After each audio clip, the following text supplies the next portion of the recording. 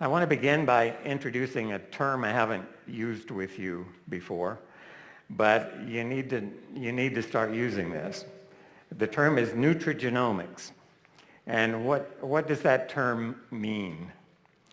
It's how dietary components, how things we eat, things we ingest, generally refers to food products, how they interact with the genome, that is the DNA that encodes all 25,000 of your genes, to regulate gene expression.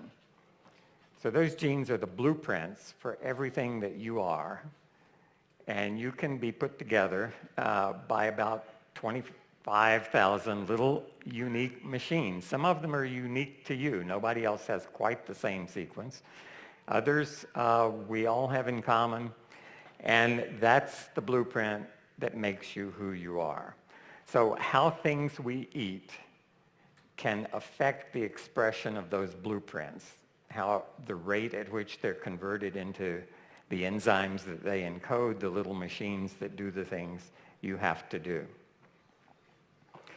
This word you all know already, but what is it? What is protandem? And the definition actually has changed a bit in the last 5 years. In the beginning, what we thought protandem would be was an antioxidant supplement. Not a conventional one, but a different way of doing it. And that's no longer an adequate description. So this is what I want you to learn and want you to use as you describe protandem. Protandem is a NRF2 activator in the nutrigenomics arena, all right? You may not have any idea what I just said, but you have a job, you have an obligation to learn what this means.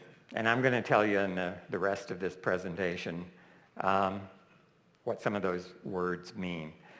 NRF2, NRF2, it's an abbreviation for something you don't even want to hear, but it's a long word. NRF2 is one of the key proteins in your body, in every cell in your body, that has the function of regulating your genome. Yeah, I said you have 25,000 genes that are expressed.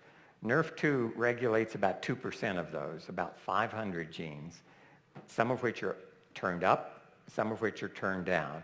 You can think of every gene as having a dimmer switch, so just like the lights in your home, and you can turn them up gradually or down. It's not just on off, it's degrees. And NRF2 helps your body balance the expression, the regulation of all those 25,000 blueprints. How many copies do we need of this machine encoded by this blueprint? And NRF2 regulates that group, as I said, of 500 genes. They have something in common. They are termed generally survival genes, and they fall into three broad categories. Antioxidant enzymes, you've heard about superoxide dismutase catalase that protect you from oxidative stress. But another significant number of those genes are anti-inflammatory genes. They fight the process of inflammation in your body. And another group of them are anti-fibrotic genes. They means they fight the process of scar tissue formation. You might think scar formation is a good thing, and if you cut your skin, it is a good thing. It heals quickly and keeps you from getting infected. It keeps you from losing blood. All good things. But in internal organs, in your lungs, scar tissue is deadly. It's called pulmonary fibrosis. It's untreatable, and it's fatal. If scar tissue occurs in your heart, it's called heart failure. It means your pump actually fails, and you will die of heart failure. So taken together, these things protect cells in your body when they're in stressful situations. It may be due to trauma, may be due to aging, it may be due to disease processes. But that group of genes all have the same kind of dimmer switch, and NRF2 is the protein that can reach those dimmer switches and turn them up or down. So it's responsible for that. It's been called the master regulator of antioxidant gene expression. So how does that work in a cell? This large green oval represents a human cell. And that little purple gizmo in the upper right labeled a NRF2 activator is one of the 5 active ingredients in Protandim. And so as that NRF activator approaches a human cell, it binds at a specific site. It's called a receptor on the cell surface. The analogy I'm going to use is if this big cell is your home, that NRF2 activator just stepped on the front porch, and it did something. It pushed your doorbell. It rings, causes a reaction inside the house, in this case, inside the cell. What is that reaction? Well, if it were the doorbell, you may be sitting on the sofa watching TV, and suddenly you get up, you do something, you have a response. Inside this cell, the same thing happens. When NRF2 rings the doorbell, as it were, an enzyme called a kinase, what it does is not terribly important, but it's one of these 25,000 gene products, and it's doing its job here to realize that NRF2 needs to be activated.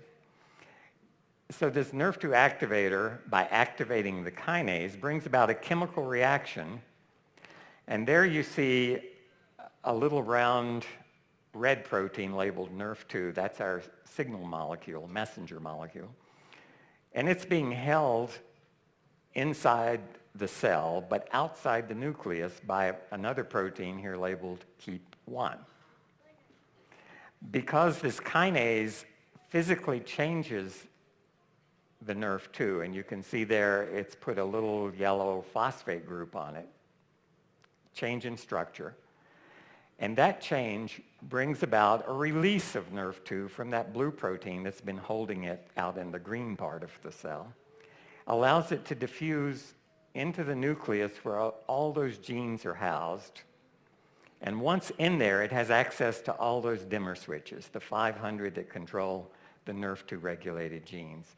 And so some of them will go up, some of them will go down, because NRF2 has entered the vault where the blueprints are kept. And this may seem like hand-waving, it may seem like a fantasy. Every step of this is true. It's simplified a little bit, as you might guess. And if I showed you the real science, you probably would have trouble following it. But that's what happens. And the analogy is not much different than if somebody rings your doorbell, you get up, answer the door, it tells you go to the kitchen, and you enter that room of the house. And once in there, you can turn on switches. That's what NRF2 does.